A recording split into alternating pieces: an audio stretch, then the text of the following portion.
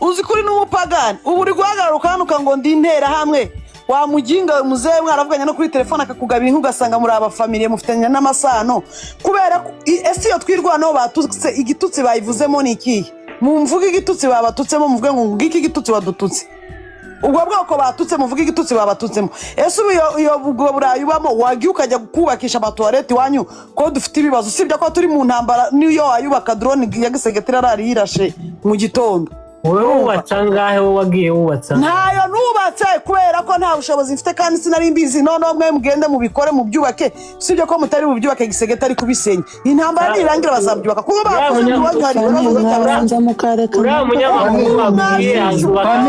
mwana no kwita ku miryango yanyu muje kubyushyuha ngo kubera ngo Fani nimara gupfurungukira he Fani nimara gupfa inyungu Fani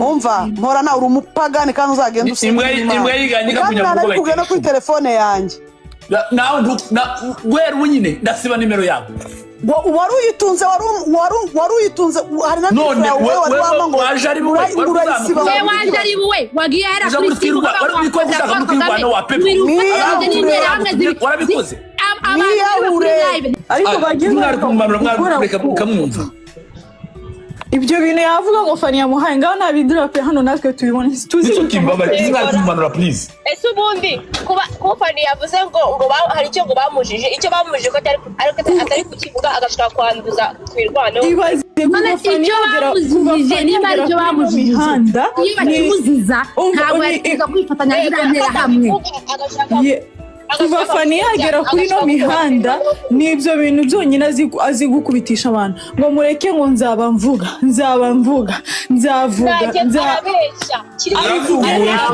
yavuze ngo nzabereka ibimenyetso ari gukanga abantu bavuganye nene sinakubwiye ko namwandikiye inshuro zirenga 2 agasoma ntasubize yego uyu munsi yampamagaye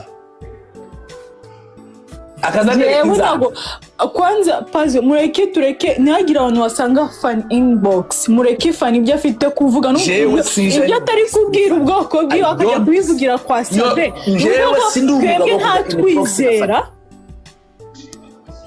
nene inzara ari kuza kwerekana wajyana inzara z'interano ahantu amezi 2 hafi 3 yose cyangwa ni umugore w'umunyamurenge exact umuntu ugiye gushinga inzara azi iwacu kuntu hameze n'abantu barangiza uri guteresha inzara zo ku maguru yaragiye kuja gukora foto zira nzara iyo zimazeho igihe utabonye uzi gukuraho zica n'izindi zari wari ufite rero iriya ni turufu none ikintu cyane abigaragaje cyane ni ukuntu yagiye kuri live y'abamaziwa urumva byonyine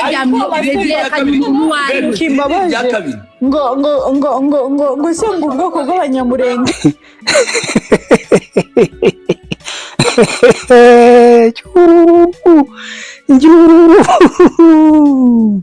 harahiye ye muhagarare bumu yewe nta wundi mugani muzi undi muntu ufite umugani amfashe nanjye reka mbacira undi mugani ngo umugezi uhurura cyane ukisiba nta wundi muntu ufite umugani hafi aho ngaho ngo amfashe tubwire abantu bagabo barimo bararyana nk'imbwa zirwanira mu magufwa ngo twumve ko twagira icyo tubunguraho narabibabwiye batangiye kuryana kandi barimo bararyana goma itarafatwa na Bukavu umunsi goma yafashwe rero na Bukavu muzabona Minembwe nayo yashyikiriwe muzareba ukuntu none baryanaga bazaryana bikoreye amavarizi n'ibikapu ku migongo birukanka gusa mubajwe n'uyu Fani we baraza kumubagira ibisiga tu ndabafite kuri radari zanjye ndabakurikirana gatanu ko kandi murabeshya naho muzancikira tu rero nyuma y'iyi nkuru ya Fani n'aba bagabo barimo bararyana barimo baracakagurana kuri space za Twitter reka nanjye mpite mbabwira indi nkuru imeze nko kubatera icumu mu mutima ni inkuru igaruka kuri General Masunzu General Masunzu, inkuru iteye ubwuzu kandi ishimishije ku barwanashyaka ndetse n'abakunzi ba Repubulika ya Demokarasi ya Kongo, ariko ikaba inkuru iryana mu matwi kuri izi nyeshyamba zatwirwaneho. Masunzu yamaze kuzamurwa mu ntera aho yagizwe umuyobozi mukuru wungirije ubutabazi bwa FARDC. Ibinyamakuru rero by'i Kigali byo iyi nkuru byayibonye bihita bicurika, barangije ngo dukurikije amakuru dukura i Murenge ngo iyi ni strategy bakoresheje ngo kugira ngo batsinde twirwana na 23. Ngo nukwereka abaturage ko Kinshasa ngo nta rwanga ifitiye Abanyamurenge, ngo mu giturage harimo benshi bashyigikiye Masunzu ngo bazashobora kumufasha kubona amakuru twirwaneho, ngo ndetse n'abashoboye kujya muri Kivu y'Amajyaruguru ngo bakaneka neza muri 23, ngo byose bikabafasha ku rugamba. Ngo biratuma Abanyamurenge ngo bari hanze ya Afurika ngo bakomeza kugenda biyongera, ngo kubera gushukwa na Kinshasa, kubera ko nta rwango ngo kubera ko Kinshasa yaberetse ko nta rwango ifitiye ubwoko bwa ntacyo murabona. Narababwiye ngo Nyombyi yahagaze ku gikingi cy'irembo, umusaza yipima umwambi wo mu musaya, uragenda ufata mu misaya yombi, Inyombyi nceceka kuvuga bakayibaza ati noneho amagambo ashize ivuga ntacyo murabona, uvuga batarabona nimuhagarare.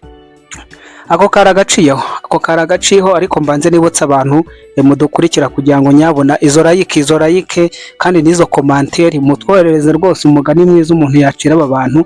Izo commentaire muzongereho like, musharinge, ibintu biryohe neza. Ubundi nanjye nicyo niyemeje kabisa, ndahababereye. Nanababwira ngo mugere kuri WhatsApp channel namaze kubashyiriraho indi nkuru. Ni inkuru itari nziza ariko yo ni inkuru igaruka ku mujyi wa Goma. Mu mujyi wa Goma bivugwa ko umusore utwara moto wamaganaga inyeshyamba za 23 ku mugaragaro, ndetse akamagana ibikorwa by'uyu mutwe. Bivugwa ko ukorera mu burasirazuba bwa Repubulika ya Demokarasi ya Kongo, ndetse uyu musore n'umwe mu bejo bundi ku itariki ya 11 yasabye leta ko yagarura ubushobozi n'ububasha bwayo hano muri uno mujyi. Amakuru rero yamaze gushyirwa ku mbuga nkoranyambaga nk'uko mwabibonye ara kuri WhatsApp channel. Uyu musore yarashwe aricwa ku mugoroba wo kuwa gatanu ejo, nyuma yo kuvuga ayo magambo. Abatangaje amakuru rero bakavuga ko abaturage bagomba bari mu buzima bugoye kandi bumva bafashwe bugwate, bagasaba ko ubutegetsi bwa Kongo bwagarura ubusugire bw'igihugu n'umutekano vuba. Iyo nkuru yo ntabwo inejeje, ntabwo nayishimira, ariko ngira ngo abari kuri WhatsApp channel muhagere.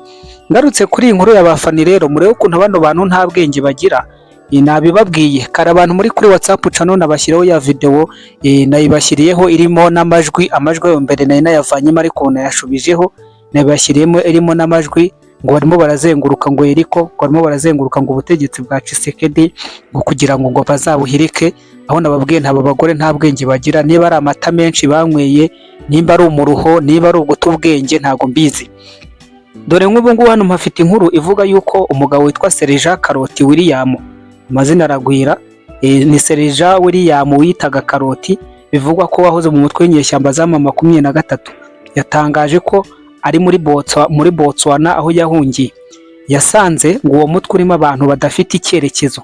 Yavuze ko yinjiye muri uwo mutwe yizeye ko uzazana impinduka no guteza imbere Repubulika ya Demokarasi ya Kongo, ariko nyuma ngo yabonye ibikorwa byo kwica urubyiruko, gusahura imitungo y'abaturage no gutwara bimwe mu byabo bijyanwa mu Rwanda.